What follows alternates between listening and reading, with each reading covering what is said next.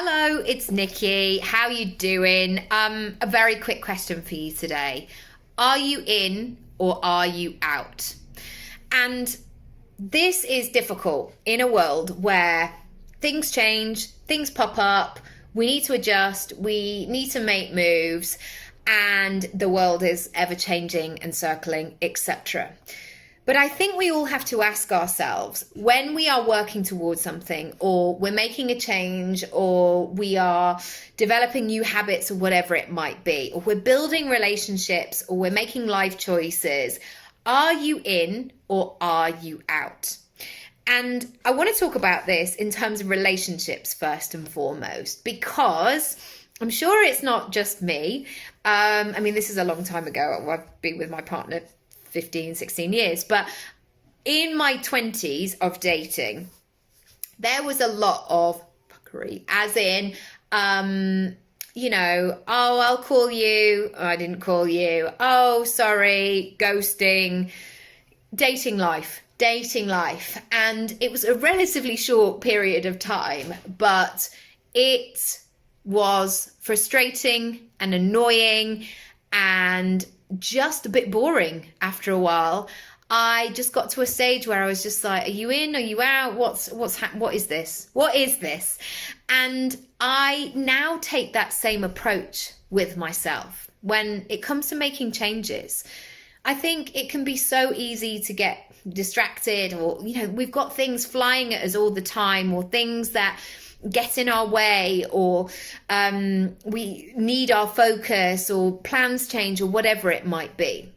But the question that I keep coming back to is, if I'm working on something, I ask myself, am I in or am I out?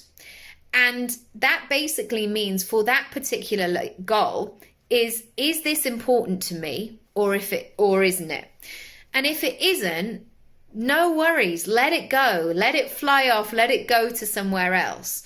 Whereas if something is important to me, I have to, and I guess this is the thing with a relationship, is that if the interaction is important to both of you, you will make time for each other and you will find a way through this. Now, that's not to say it's going to be perfect every single day, where it's like, do you know what? Should we just read poetry to each other? Like, that is not happening in most people's houses. Or maybe it is. It's just maybe not happening in my house.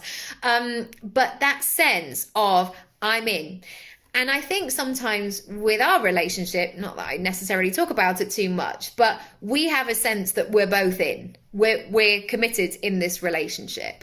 And I think that there is that case that sometimes we can just breathe that sigh of relief into our goals and say, actually, I'm building this relationship. I'm committed to having this relationship with my goals and moving forward and taking steps and making moves.